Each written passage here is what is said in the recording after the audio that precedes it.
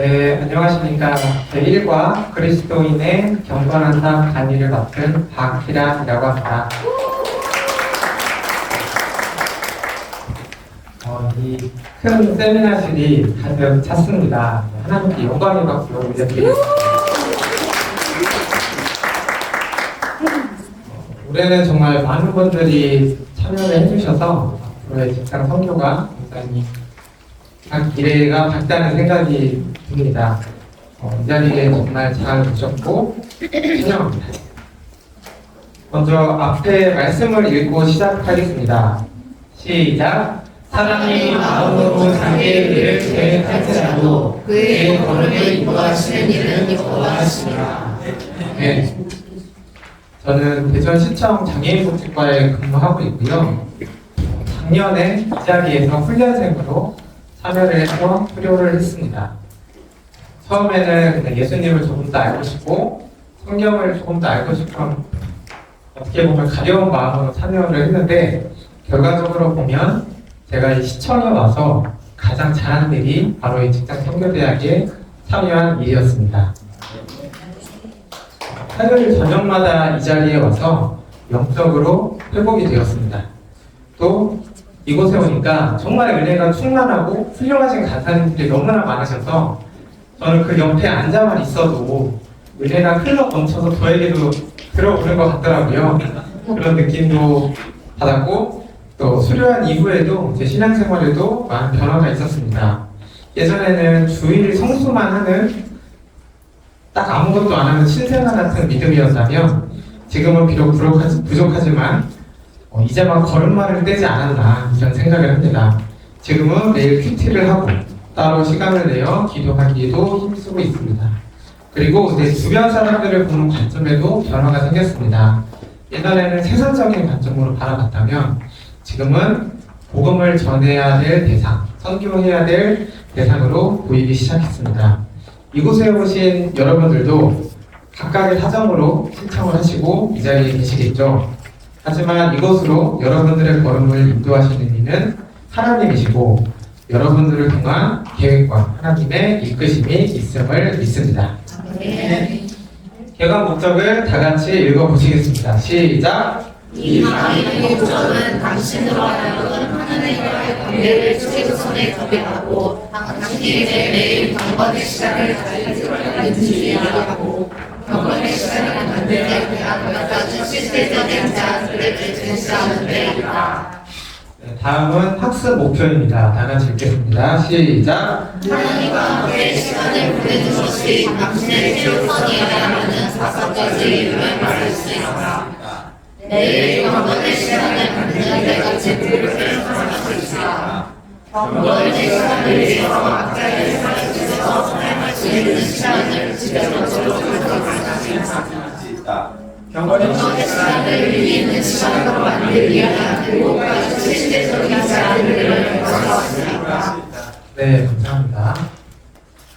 네, 서로는 하나님과의 관계를 나타내는 불행한 결혼의 사례 연구입니다. 책을 보시고 제가 빨리 읽겠습니다. 명규와 혜선이가 처음 결혼하였을 때 그들은 서로의 결혼이 지금까지 있었던 일 중에서 가장 훌륭한 일이라고 믿었다.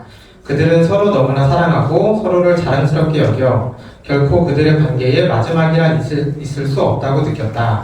달이 가고 해가 지남에 따라 명규는 그의 사업에 시간을 몰두함으로 점점 성공하게 되었고 혜선이도 대부분의 시간을 아이들에게 빼앗기고 있었다. 물론 그들은 아직도 서로를 사랑했고 서로를 도울 길을 항상 모색하였다. 명규는 집이나 차에 문제가 없도록 늘 수리해 놓았고 혜선이에게는 그녀의 생일이나 명절에 값비싼 선물을 사주었다. 혜선이는 때때로 명규를 위해 특별한 음식을 준비하곤 했고 그가 퇴근해서 돌아왔을 때는 집을 말끔히 정리해 두었으며 이웃에는 그들 부부의 화목함을 나타내기 위해 이웃에서 하는 공동사업에도 열심히 참여하였다. 그러나 시간이 지남에 따라 그들은 서로를 기쁘게 해주는 그런 특별한 노력을 등한히 하기 시작했다. 각자는 내 바쁜 일정에 대해 그녀가 틀림없이 알아주겠지라고 생각했다. 그들은 함께 보내는 시간을 별로 갖지는 못했으나 결혼한 부부로서 정상적인 관계를 유지하고 있다고 느꼈다. 그럼에도 불구하고 결혼한 지 6년이나 지나자 그들은 서로에 대해 대하는 태도가 올바른 것인지 의심을 갖기 시작했고 결혼 생활 상담자를 찾아가게 되었다. 네, 명규와 혜선의 관계가 문제가 있다고 생각한 때는 언제쯤이죠? 바로 그들이 함께 있는 시간에 우선순위를 두는 것을 중단했을 때입니다. 그리고 서로를 기쁘게 해주는 노력을 등한히 했을 때입니다. 명규와 혜선의 모습은 우리 주변에서 흔히 볼 수 있는 바로 우리들의 모습입니다. 그들은 서로 사랑해서 결혼했고 각자의 자리에서 최선을 다한다고 생각을 했지만 둘의 관계에는 문제가 생겼습니다. 관계 회복을 위해서는 함께하는 시간에 우선순위를 두고 서로를 기쁘게 해주는 노력이 필요합니다. 두 번째, 그들의 관계를 더 친밀하고 돈독하게 만들기 위해 그들이 했어야 할 일에는 어떤 것이 있겠는가? 둘의 관계를 회복을 위해서 어떤 거를 하면 좋을까요? 함께하는 시간을 가져요. 아, 네, 그렇죠. 감사합니다. 네, 두 사람이 특별한 일을 하는데 시간을 보내야 되고요. 상대에 대해 더 알아야 되고요. 상대의 필요에 대해 듣는 것을 배우고 공통된 관심사를 개발하는 것이 필요하겠습니다. 게리 세포너는 부부 생활에 꼭 필요한 5가지 사랑의 언어를 설명했습니다. 첫 번째는 인정하는 말입니다. 사람은 누구나 인정받고 싶은 욕구가 있습니다. 그 중에 특히 남편에게 가장 큰 욕구는 바로 인정받고 싶은 욕구라고 합니다. 네, 여기 계신 자매님들은 남편에게 혹은 아버지 혹은 아들에게 인정하는 말을 많이 하고 계신가요? 열심히 하겠습니다.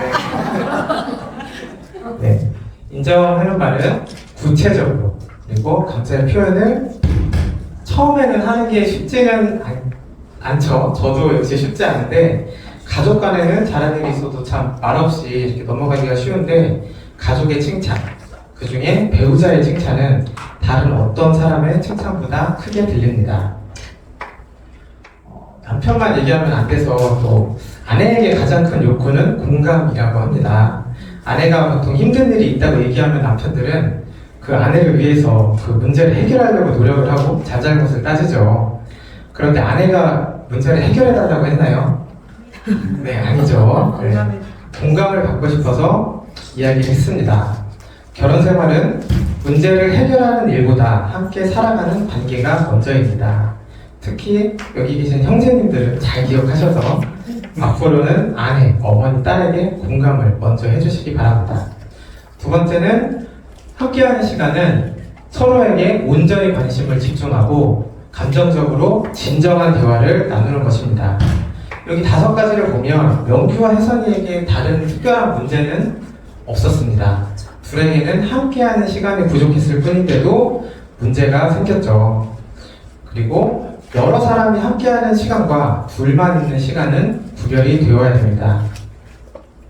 세 번째 선물은 상대방에 대한 관심의 표현입니다.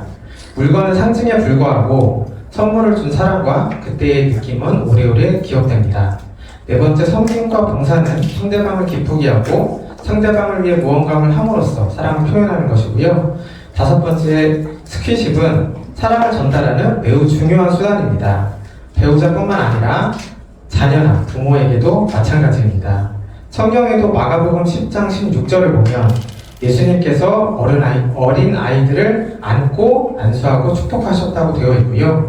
아동 발달 과정을 보면 육체적인 접촉이 없는 아이들보다 자주 안아주거나 키스를 해준 아이들이 훨씬 건강하게 자란다고 합니다. 제가 숙제를 하나 드리겠습니다. 오늘 집에 가셔서 배우자나 자녀 또는 부모님을 10초간 꼭 안아주시기 바랍니다. 그냥 하기 쑥스러우시면 숙제라고 하시면 됩니다. 배우자나 자녀, 부모님과의 관계 속에 사랑이 분명히 전달되실 것입니다. 우리 책임 강사님 아까 ISTJ라고 하셨는데 하셔야 됩니다. 네. 네, 숙제 하시리라 믿습니다. 네. 그런데 여기에서 갑자기 왜 부부 얘기를 하냐? 이게 하나님과의 관계에도 영향이 있습니다. 여기 앞에 있는 부부를 하나님으로 한번 바꿔보겠습니다. 하나님과의 관계에 필요한 5가지 사랑의 언어. 첫 번째, 다시 보겠습니다. 인정하는 말. 우리는 하나님께 영광 돌릴 때 구체적으로 영광 돌리고 칭찬하시기 바랍니다. 하나님께 감사의 표현을 하시기 바랍니다. 하나님께서도 인정하는 말을 원하십니다. 두 번째는 함께하는 시간입니다. 어떻게 보면 오늘의 주제인데요.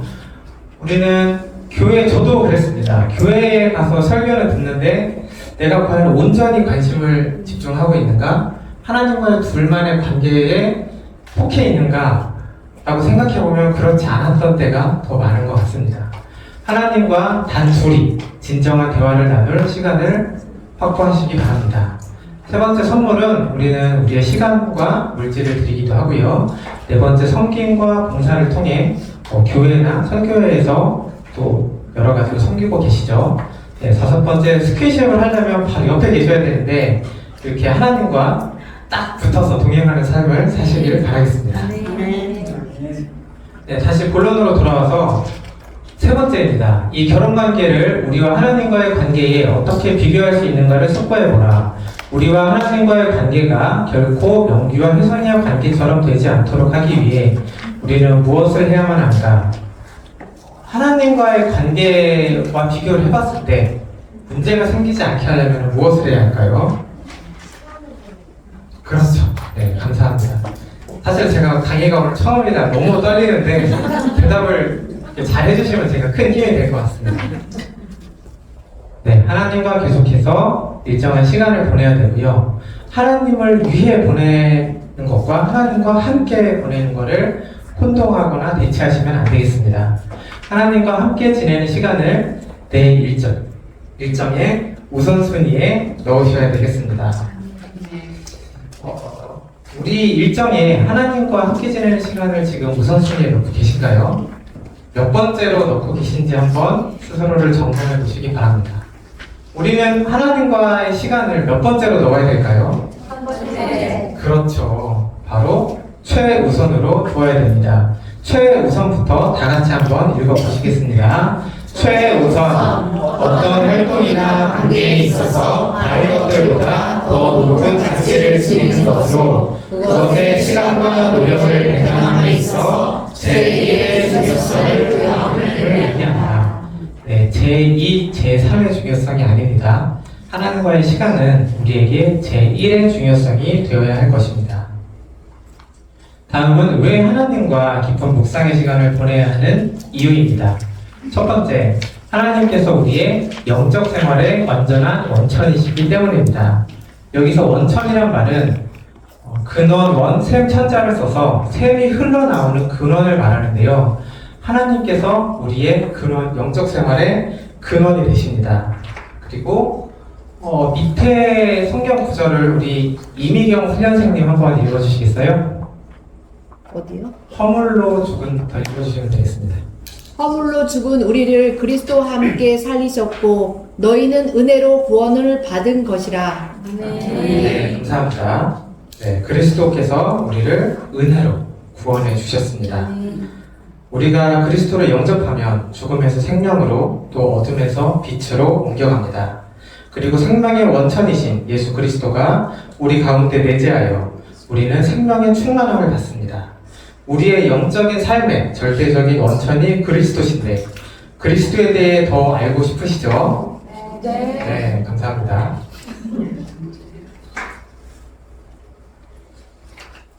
네, 두 번째로는 하나님께서 이 세상에서 우리의 풍성한 삶의 완전한 원천이시기 때문입니다. 다음 문구를 우리 오상훈 훈련생님 한번 읽어주세요. 도둑이 오는 것은 도둑질하고 죽이고 멸망시키려는 것뿐이요 내가 온 것은 양으로 생명을 얻게 하고 더 풍성히 얻게 하려는 것이다. 네, 감사합니다. 여기서 주님이 주신 풍성한 삶이란 무엇일까요? 우리 유경자 훈련생님 풍성한 삶이란 무엇일까요? 하나님과 딱 붙어서 감사가 넘치는 삶. 그렇죠. 네. 맞습니다. 네, 아래 구절은 하박국 3장 17절에서 19절인데요. 주일학교에서 아마 노래로 많이 알고 계실 겁니다. 무화과 나뭇잎이 마르고 포도 열매가 없으며 감람 나무 열매 그치고 논밭에 식물이 없어도 우리의 양떼가 없으며 외양간 송아지 없어도 나는 여호와로 즐거워하리. 나는 여호와로 즐거워하리. 나의 구원의 하나님으로 말미암아 기뻐하리로다. 네, 주일학교 때는 이 노래가 그냥 마냥 신났습니다. 네, 웃으면서 불렀는데 가사를 보면 정말 매우 절망적인 상황이죠. 농부에게 열매가 없고 먹을 것이 없고 양과 소도 없는 내 모든 소유가 없어진 최악의 상황인데요. 하박국 선지자는 이러한 상황 속에서도 여호와로 말미암아 기뻐하고 즐거워한다고 말하고 있습니다. 이것이 지금 권사님께서 말씀하셨던 이것이 풍성한 삶이 아닐까 싶습니다. 풍성한 삶은 우리의 상황 속에 있는 것이 아니고 내 삶 속에서 기쁨과 감사가 있는 것입니다. 그리고 오늘 우리에게도 이러한 풍성한 삶을 주시겠다는 겁니다. 주님께서는 우리에게 단순히 안일하고 편안한 삶을 허락하지 않으셨습니다. 그렇기에 때로는 우리의 삶에 고난이 따르고 시험이 닥칩니다. 하지만 주님께서는 우리에게 승리의 삶을 주신 줄을 믿습니다. 네, 우리가 하나님과 깊은 묵상의 시간을 보내야 하는 세 번째 이유는 하나님께서 우리의 영원한 생명의 완전한 원천이시기 때문입니다. 우리 변인장 훈련생님 아래 성경 구절 한 번만 읽어주시기 바랍니다. 예수께서 가라사대 나는 부활이고 생명이니 나를 믿는 자는 죽어도 살겠고. 네, 감사합니다. 예수님은 죽음을 영원한 생명으로 바꿔주셨습니다. 이것이 우리가 세상 사람들과 가장 구별되는 점일 것입니다. 예수님은 우리의 부활이십니다. 그리고 우리는 영원한 생명을 누릴 수 있는 천국의 소망이 있습니다. 우리의 영생은 주님 안에서 확실히 보장이 되어 있습니다. 그리스도가 믿는 자의 삶의 모든 영역에 완전한 원천이시므로 우리는 그에게 가까이 가려고 간구해야 하고 그를 더 알기 위해 노력해야 합니다. 네 번째 이유는 그가 우리를 위해 너무나 많은 일을 하셨기 때문입니다. 에베소서 1장 3절에서 14절에 성경 말씀을 보면서 하나님께서 우리를 위해 무엇을 하셨는지 제가 간단하게 말씀을 드리면 하나님께서는 우리에게 신령한 복을 주시고 우리를 택하시고 자기의 아들이 되게 하시고 은혜의 영광을 찬송하게 하시고 죄사함을 받게 하시고 은혜와 총명을 넘치게 하시고 비밀을 알려주시고 기업이 되게 하시고 성령의 약속으로 인치시고 그의 영광을 찬송하게 하셨습니다. 이 말씀을 통해 우리 생활의 모든 것의 원천이 하나님에게 있다는 사실을 알 수 있습니다.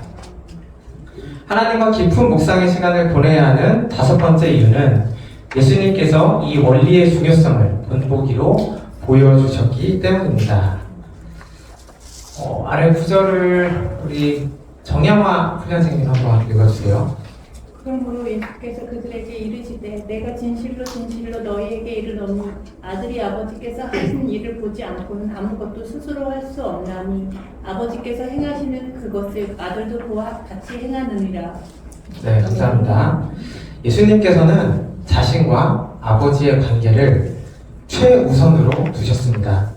예수님께서 위대한 일들을 하실 수 있는 능력은 하나님 아버지와의 관계에서 나온 것입니다. 만일 예수님의 사역이 이러하다면 우리도 예수님을 따라야 할 것입니다. 다음은 매일 경건의 시간을 갖는 목적입니다. 매일 경건의 시간을 갖기 위한 목적 첫 번째는 하나님과의 교제를 즐기기 위해서입니다. 하나님과의 교제를 즐기기 위해서는 첫 번째로 말씀에 계시된 대로 하나님이 어떤 분이신가 하는 사실에 마음을 집중하셔야 합니다. 교제를 하려면 우리가 교제의 대상을 먼저 알아야 되겠죠. 사람도 친해질수록 자연스럽게 그 사람에 대해 더 많은 것을 알게 되는 것처럼 우리도 하나님이 어떤 분이신가를 더 잘 알 필요가 있습니다. 하나님이 어떤 분이신가는 어디에 나와 있죠? 성경과요. 네, 감사합니다. 대답 잘해주셔서. 그렇죠. 하나님 말씀을 통해서 하나님이 어떤 분이신가를 우리는 알 수 있습니다. 하나님과의 교제를 즐기기 위한 두 번째 방법은 아래 성경 구절을 우리 이정미 훈련생님 한번 읽어주세요. 하나님이 미리 아신 자들을 여기 앞에 보고 하셔도 네. 됩니다. 네. 로마서 8장 29절 당신이 예수 네. 그리스도의 형상을 본받을 수 있도록 하나님께 구하라. 네, 감사합니다. 우리가 그리스도의 형상을 본받으려면 그리스도에 대해 더 정확히 알아야겠죠. 예수님을 어떻게 하면 잘할 수 있을까요? 네, 정답은 같습니다. 바로 하나님 말씀을 보시면 됩니다. 하나님께서는 그의 선지자와 사도들 그리고 자기 아들의 말씀과 행위를 통해서 우리에게 성경 말씀을 주셨습니다. 하나님과의 교제를 즐기기 위한 세 번째 방법은 하나님을 더 사랑하는 법을 배우는 것입니다. 우리 정경희 훈련생님 아래 성경 구절 한번 읽어주세요. 예수께서 이르시되 내 마음을 다하고 목숨을 다하고 뜻을 다하여 주 너의 하나님을 사랑하라 하셨으니 이것이 크고 첫째 되는 계명이요. 네, 감사합니다. 예수님께서 말씀하시는 가장 크고 첫째 되는 계명은 하나님을 사랑하는 것입니다. 이게 저절로 될까요? 네, 저절로 되지 않습니다. 내 삶 속에 하루 동안 하나님을 묵상하면서 의식적으로 하나님을 최우선에 두고 살기 위해 노력해야 합니다. 우리의 마음을 다하고 목숨을 다하고 뜻을 다하여서 내가 할 수 있는 최선을 다해 하나님을 사랑해야 합니다. 우리 모두 그 과거 젊은 날에 첫사랑을 한번 떠올려 보시기 바랍니다. 젊은 날에 그 시절에 가슴 뛰고 설레고 내 모든 것을 주어도 아깝지 않은 사랑을 하실 때가 있으셨죠? 네. 우리 모두 하나님에 대한 첫사랑을 회복하시길 바라겠습니다. 네 번째는 당신의 모든 염려를 하나님께 맡기는 겁니다. 우리 유영수 선생님은 안 오셨고, 네, 한소린 훈련생님 한번 읽어주세요. 너희 염려를 다 주께 맡기라. 이는 그가 너희를 돌보시니라. 네, 감사합니다. 우리가 어떤 사람에게 염려를 맡기려면 하다못해 작은 고민이라도 털어놓으려면 그 사람에 대한 신뢰가 필요합니다. 그리고 어떤 사람을 신뢰하려면 먼저 그 사람을 당연히 잘 알아야 됩니다. 우리가 길을 가다가 낯선 사람을 만나서 우리의 염려를 맡기고 우리의 고민을 이야기할 수 있을까요? 네, 어렵죠. 만일 하나님과 우리의 관계가 이 낯선 사람의 단계를 넘어서지 못한다면 우리는 하나님께 많은 것을 맡길 수 없을 것입니다. 그러나 우리가 주님을 더 알아가게 됨에 따라 우리는 매우 중요한 것도 주님께 의탁할 수 있게 될 것입니다. 네, 매일 경건의 시간을 가져야 하는 두 번째 목적은 하나님을 기쁘시게 하기 위해서입니다. 정직한 자의 기도는 그가 기뻐하시느니라. 하나님께서는 우리를 그리스도로 말미암아 의롭게 해주셨기 때문에 이 구절에 정직한 자라는 말 대신에 본인의 이름을 넣어보셔도 좋겠습니다. 네, 여기 모두 내 이름을 넣어서 예를 들어 박희락의 기도는 이렇게 다 같이 한번 읽어보시겠습니다. 시작! 박희락의 기도는 그가 기뻐하시느니라. 우리는 기도를 통해서 하나님을 기쁘시게 할 수 있습니다. 우리가 기도하면 하나님은 기뻐하십니다. 세 번째로 우리의 생활의 방향을 인도할 원칙을 발견하는 것입니다. 우리 오희영 훈련생님 아래 구절 한번 읽어주세요. 주의 말씀은 말에 드니요 내 귀에 비치니. 아멘. 감사합니다. 우리는 인간이기 때문에 내 자신이라고 할지라도 우리 생활의 모든 것을 다 알 수 없습니다. 그런데 하나님께서는 우리를 세세하게 다 알고 계십니다. 그리고 말씀을 통해서 우리를 인도해 주실 것입니다. 우리가 하나님께 답을 구하면 하나님께서 어떤 방법으로 말씀을 해주실까요? 네, 여러 가지 답이 다 같습니다. 바로 그렇죠. 말씀입니다. 제가 예전 고등학교 때 수학 시험을 보면 누가 그러더라고요. 주관식이 모르면 0이나 1로 찍으라고.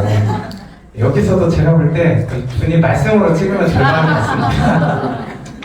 네, 바로 성경 말씀입니다. 따라서 우리가 하나님의 인도를 바라고 하나님께 구하는 것이 있을 때 하나님의 말씀을 온전히 듣기 위해서라도 우리는 평소에 말씀을 묵상하셔야 됩니다. 매일 경건의 시간을 가져야 되는 네 번째 목적은 하나님의 관점에서 인생에 대한 안목을 넓히는 것입니다. 이 전경미 훈련생님 아래 구절 한 번만 읽어주세요.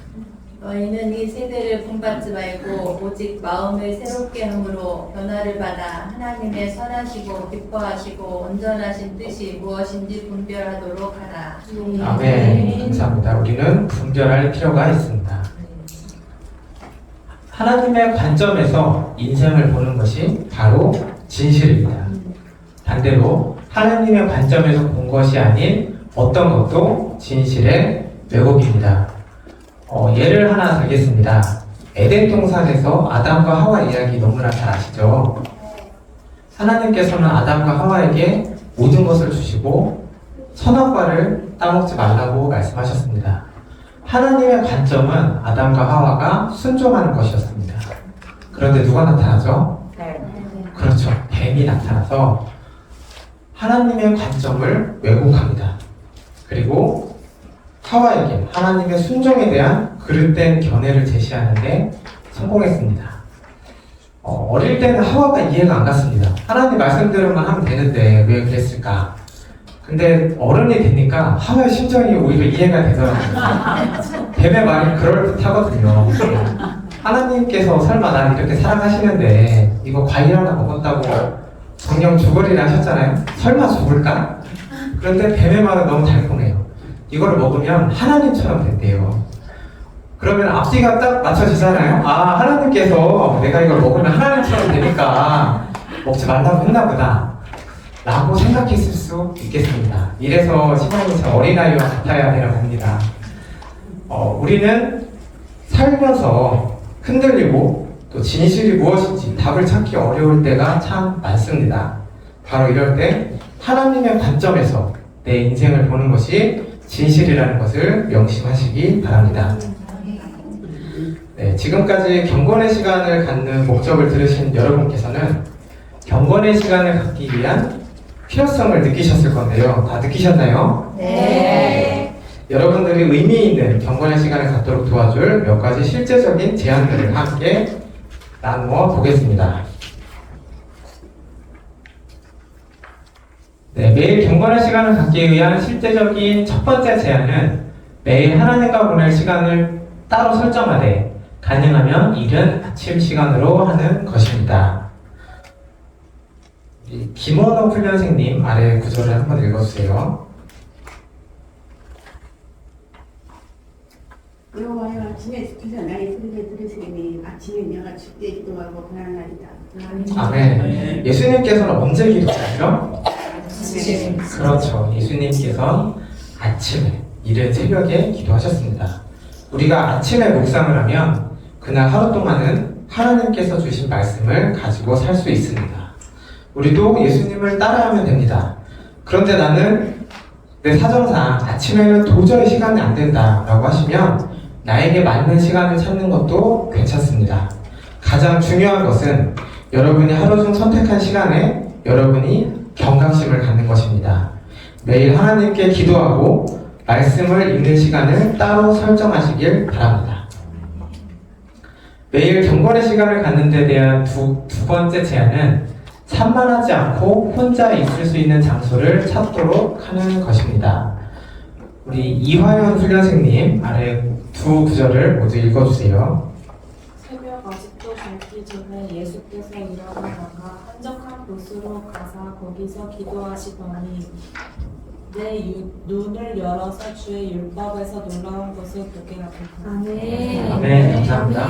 예수님께서는 어디로 가서 기도하셨다고요? 한적한 곳으로 가서 기도하셨습니다. 왜 한적한 곳으로 가셨냐? 한적한 곳에서는 우리가 주님을 집중해서 만날 수 있는 장소를 찾는 것입니다. 중요한 것은 우리의 마음이 산만하지 않고 하나님께 집중하는 것입니다. 그리고 잡념이 여러분의 기도 시간을 방해하지 못하게 하셔야 됩니다. 그러면 주님의 말씀에서 놀라운 것을 보게 되실 것입니다. 네, 세 번째 제안은 당신의 경건의 시간에 다양성을 부여하는 것입니다. 가끔 특별한 곳으로 가서 주의를 환기시키는 것도 좋으시고요. 가끔 성경의 경건의 시간을 위한 책자를 함께 사용하는 것도 좋습니다. 우리 직선대에서는 생명의 삶을 모두 쓰고 계시는데요. 성경을 읽는 것도 너무 좋은데 생명의 삶으로 매일 같은 말씀을 읽으면서 공동체 신앙생활을 하는 것이 저는 개인적으로 큰 도움이 되었습니다. 제가 직선대를 하기 전에는 사실 말씀을 전혀 읽지 않았는데 손모임을 하면은 저희 그때 순장님께서 의무적으로 그날 읽은 걸 카톡에 올리라고 하시더라고요. 제가 그냥은 잘 안 하는데 시키는 건 잘해서 순장님이 시키시니까 그냥 큐티를 의무감으로 처음에는 읽기 시작하고 카톡 한 줄, 두 줄을 올렸는데 그게 지금까지 올리고 있습니다. 네. 습관이 되면 너무 좋기 때문에 그리고 생명의 삶을 하셔도 되고 만약에 내가 교회에서 따로 쓰시는 교재가 있다 다른 책도 쓰셔도 좋고 서로 소개해 주시면 또 좋겠습니다. 네 번째 제안은 찬양과 경배로 시작하는 것입니다. 우리가 하나님을 찬양함에 따라 우리는 하나님이 어떤 분이신가를 인정하는 것입니다. 그리고 경배는 우리가 하나님을 사랑하고 존귀히 여긴다고 말해주는 것입니다. 네, 찬양과 경배를 시작하는 첫 번째 방법은 당신은 노래를 통하여 하나님을 경배하고 찬양할 수 있습니다. 방금 생명의 삶 말씀을 드렸는데요. 모든 큐티 책에는 찬양이 나옵니다. 그래서 또 그날의 말씀과 연관되어 있는 게 많기 때문에 묵상과 함께 활용하시면 더 좋고요. 나는 악기를 다룬다. 악기를 치시면서 하셔도 되고 요새는 유튜브도 찬양이 또한 잘 나오죠. 네, 그렇게 활용하셔도 좋습니다.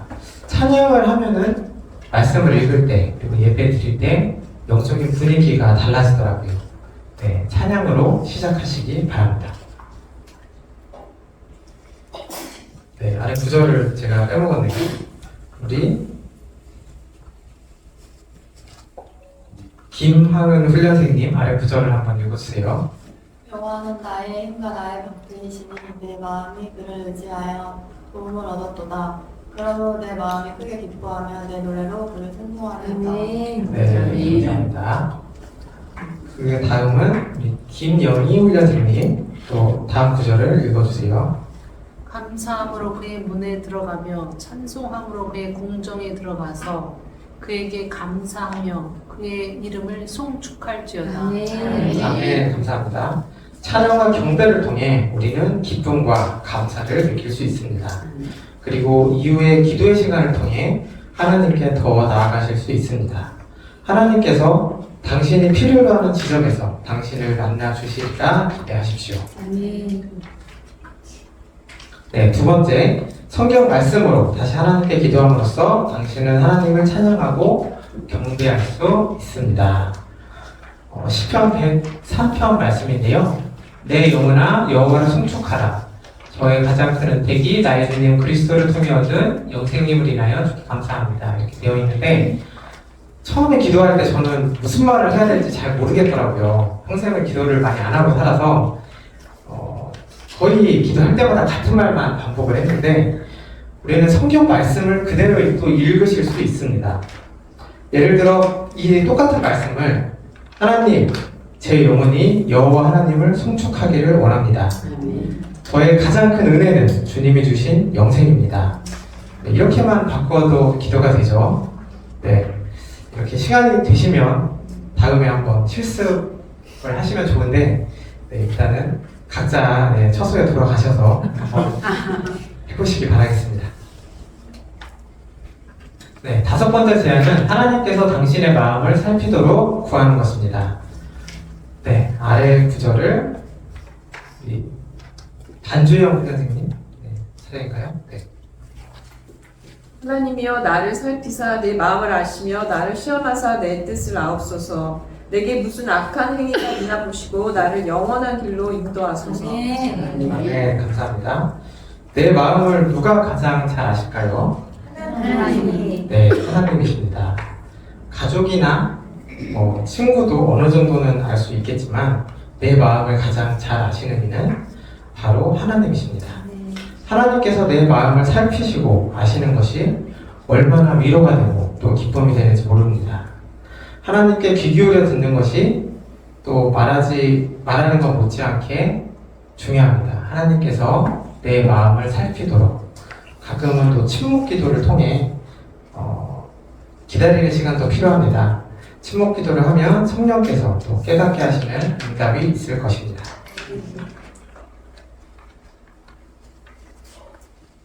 네, 하나님께 나를 더 살펴달라고 구하려면 어떻게 해야 될까요? 바로 첫 번째로는 성령이 지적하는 어떤 죄라도 자백하는 것입니다. 다음 구절을 우리 박정민 훈련생님 한번 읽어주세요. 만일 우리가 우리 죄를 자백하면 그는 믿으시고 우리에서 우리 죄를 사하시며 우리를 모든 불의에서 깨끗하게 하실 것이니. 아멘. 감사합니다. 우리는 하나님께 내 모든 것을 내려놓을 수 있어야 합니다. 우리 죄를 자백하고 회개해야 합니다. 그리하면 우리 마음을 아시고 모든 죄를 사하여 주실 것입니다. 네, 하나님께 나를 더 살펴달라고 구하는 두 번째 방법은 당신이 성령 안에서 행하고 있는지 확인하는 것입니다. 술 취하지 말라. 이는 방탕한 것이니 오직 성령으로 충만함을 받으라. 네, 성령의 충만함을 받으려면 어떻게 해야 된다고요? 말씀과 네, 말씀. 네. 이번에는 그 나머지 절반에 해당이 되나 봐요. 네, 근데 맞습니다. 이것도 하나님의 말씀이기 때문에. 네, 바로 앞에 보시면 술 취하지 말라. 이는 방탕한 것이니라고 되어 있죠. 우리는 성령으로 충만함을 받기 위해서는 술 취하지 말고 방탕하지 말아야 됩니다. 또 성령 충만하게 되면 하나님께서도 나를 더 살피시지만 나 또한 하나님을 찬양하고 모든 일에 감사가 넘치는 삶을 살 수가 있습니다. 나는 지금 성령 안에서 행하고 있는지 한번 확인해 보시기 바랍니다. 나는 지금 찬양이 넘치는 삶을 살고 있는지 점검해 보시기 바랍니다. 지금 나는 범사에 감사하는 삶을 살고 있는지 생각해 보시기 바랍니다.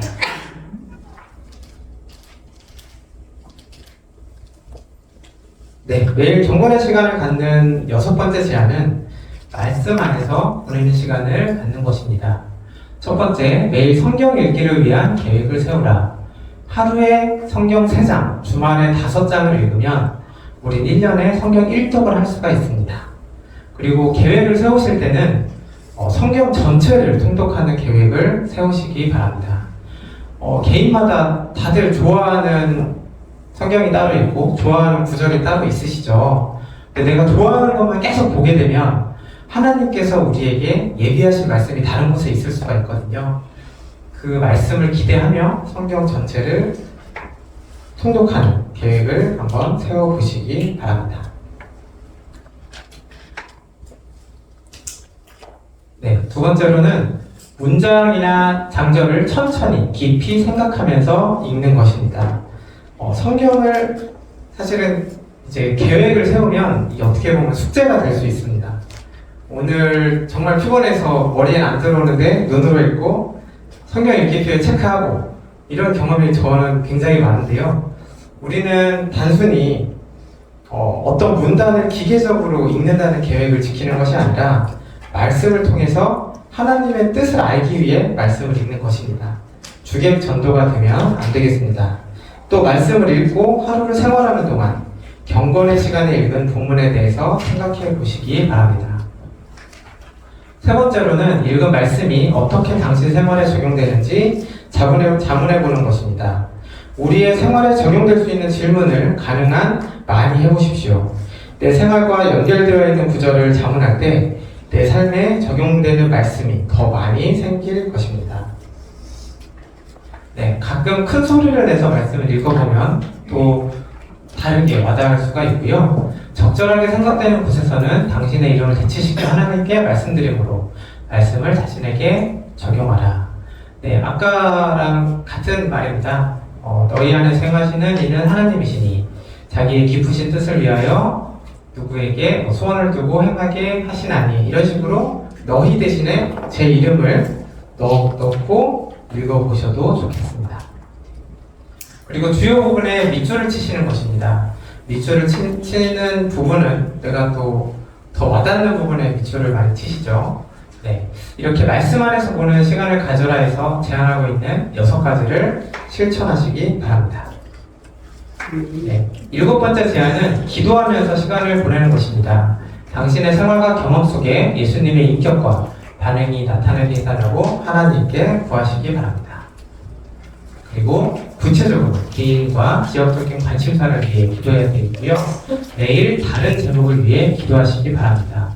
점점 기도의 내용을 확장시키면 좋을 것 같아요. 처음에는 나 자신, 그리고 가정, 교회, 직장, 대전, 우리나라, 우리 민족, 전 세계 이런 식으로 매일 다른 제목을 위해 기도하시기 바랍니다. 네, 그리고 매일 기도에 포함된 관심사입니다. 책에 있는 것을 참고하시고요. 네, 하나님의 인도하심과 신실하심에 대한 기록으로 사용할 수 있도록 날짜와 제목, 적용 성구, 실천한 행동 결과, 응답받은 날짜 등을 열거하여 기록하라. 기도 수첩을 쓰는 거를 한번 제안 드려보고 싶습니다. 네, 제가 오늘의 기도 제목을 쓰고 이걸 1년 후에 다시 봤을 때 이 말씀이 어떻게 이루어졌는지, 어떻게 역사하셨는지를 확인해 볼 수 있겠습니다. 네, 다음은 실천 사항입니다. 우리가 그리스도인의 경건한 삶을 살아야 되는 목적이나 필요성에 대해서는 충분히 알았는데 실천하지 않으면 아무 소용이 없겠죠. 네, 오늘의 2번째 숙제입니다. 네, 한 주간 매일 적어도 30분씩 경건의 시간을 가질 수 있도록 시간과 장소를 각자 선정하시기 바랍니다. 그리고 이번 주부터 생명의 삶을 활용해서 경건의 시간을 시작하시기 바랍니다. 네, 이상으로 강의를 마치겠습니다. 감사합니다.